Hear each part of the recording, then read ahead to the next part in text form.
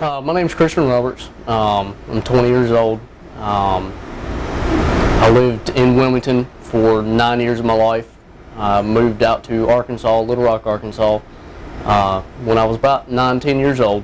My parents went to work for Family Life, which is through Campus Crusade for Christ.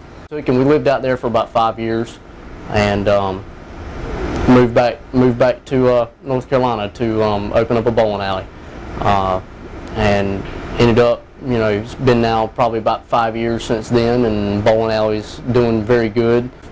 I was raised in a very Christian family. Went to church every single Sunday. Always heard about God. It was always, a main part of my life. At 4 years old, I did accept Jesus into my life. But I didn't ever walk the walk. I just, went on doing what I wanted to do, and, kind of had the preacher child syndrome. Everything, Daddy told me to do or not to do, I did the absolute opposite thing that I could, and got tried to get, I guess, as far away from it as what I could.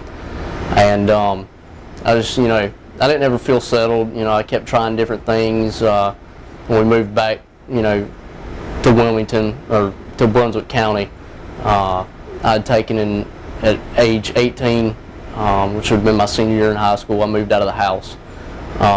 Got into drugs and got into, having sex and stuff like that, and drinking, and so, and I still didn't ever, felt like there was always something, missing, and I just, couldn't put my finger on it, so I kept trying, different things, and, nothing ever, seemed to work out.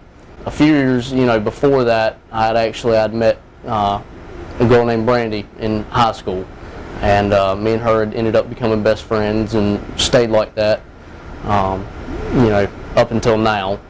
And so once I took and decided to move back into the house with Mom and Dad after the first time, I got again back into church, and was trying to do right, and it worked for all of about 2 weeks, and then I went back, slipping into old habits and stuff. And that went on and on and on, and finally just, got to the point where, me and Dad were always butting heads. I finally took, and after, working at the bowling alley and, staying frustrated with me and him, took and got a job out here at Carolina Pole. So I just ended up quitting from the bowling alley to, that way me and him could, have our time apart, and didn't really have to worry about, fighting all the time. And then after that, probably about 2 months after I got the job over here, I took, and one of my buddies had messaged me on Facebook and asked, if I wanted a place to stay. So I talked it over with Mom and Dad, and we all agreed that it'd be, a good thing this time, and it was within the good graces of the family, and instead of me just running out. And so I moved in there, and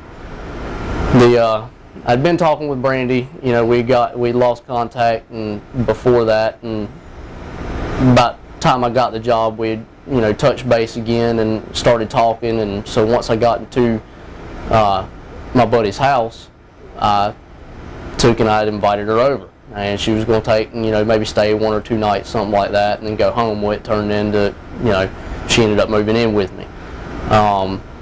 Took, and probably about 4 months, probably more like 3 months passed, and we were doing fine, and making the payments and everything like that, and then, well, she got pregnant, and so we're kind of, all right, well, we're not married or anything like that, so now what? So we took, and we decided, we'd already been talking about marriage, and so we decided that we were going to take and move the date a little bit closer. Probably about a month or so ago, my aunt texted me, and wanted me to take and come out to our church. I'd still been, kind of out of church, for that 6 months, and decided not to go. Whether it be for work reasons, or I just, was too tired and didn't feel like going. So she was able to take and get me out, out there, and I took and the day that we were supposed to come, Brandy had actually ended up getting sick due to morning sickness, and so I went out there, and I was kind of, didn't really know about it. She said that Donnie was extremely easy to understand, and but I still didn't know. So I went out there and tried it. So I took and I told Brandy about it, and I kind of couldn't stop talking about it, and finally was able to take and get her out there. Well, the first time she came out there, we left, and she couldn't stop talking about it. And so shortly after that, we decided to ask Donnie if he would be able to take and marry us, and try and go through the steps and get everything on the right foot. So we took and we started, he said he would, and that he would like to do the marriage counseling. So we started going to the marriage counseling, and talking with him and everything like that. And I just last week I took and I just finally felt like God was tugging at my heart and saying, look, you need to come follow me. And so I took and I accepted him into my life, and so far I've just been feeling completely great. Cussing was a very big part of my everyday language, and so far I've knocked out that almost 100%. Slip up occasionally, but it's not really an issue anymore. It's not there in my head. So I just feel great about it. I can't wait to see what God has in store for us.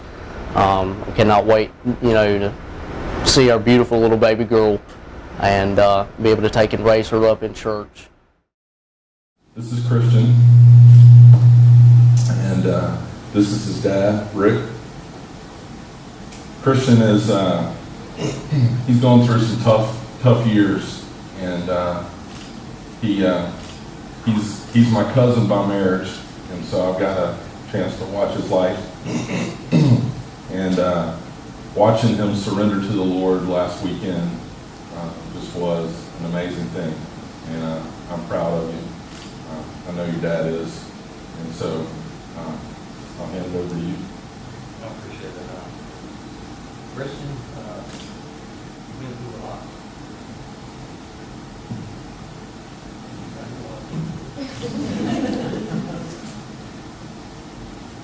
You're real hard to get here. I always told you got to focus in the right direction.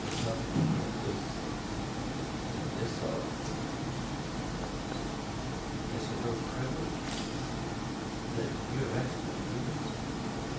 And your mom and I are really proud of you. And it's through your public profession of faith that I have the privilege